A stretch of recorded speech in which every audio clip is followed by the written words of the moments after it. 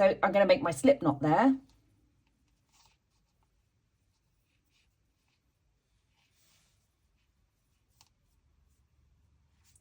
And I'm going to cast on 10 stitches. So let me show you the long tail cast on.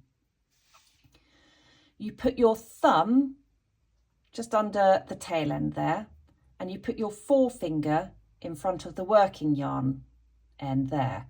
So you can see those fingers then are just separating the two strands. You sort of push them apart a bit like that. And then we got two ends, working yarn, tail end. Let those fall across our palm and just gently hold those with our other three fingers. So that's tensioning the yarn.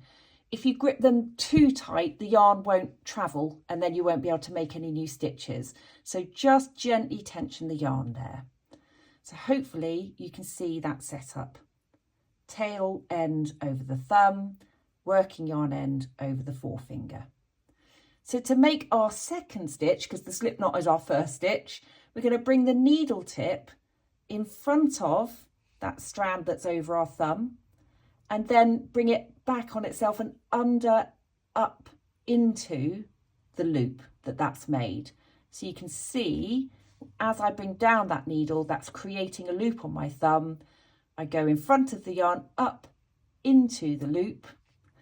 I then swing that needle tip to the right over the yarn on my forefinger and come back round, catching the yarn, and pull that yarn through the loop. Take my thumb out of the loop. I then pop my thumb back there behind the tail end and use it to just snug that stitch up. Don't pull it too tight, otherwise your cast on will be really tight. So let's do that again.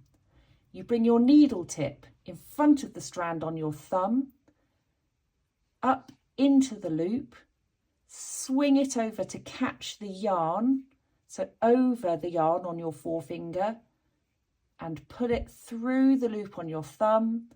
You can drop that loop off your thumb, pop the thumb back under the tail end and snug it up.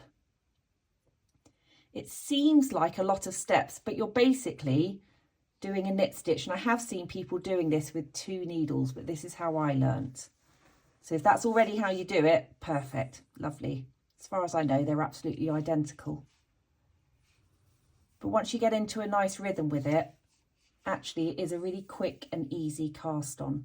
You can see there, it's making a nice edge.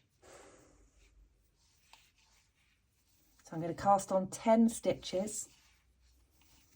Just keep doing the same thing.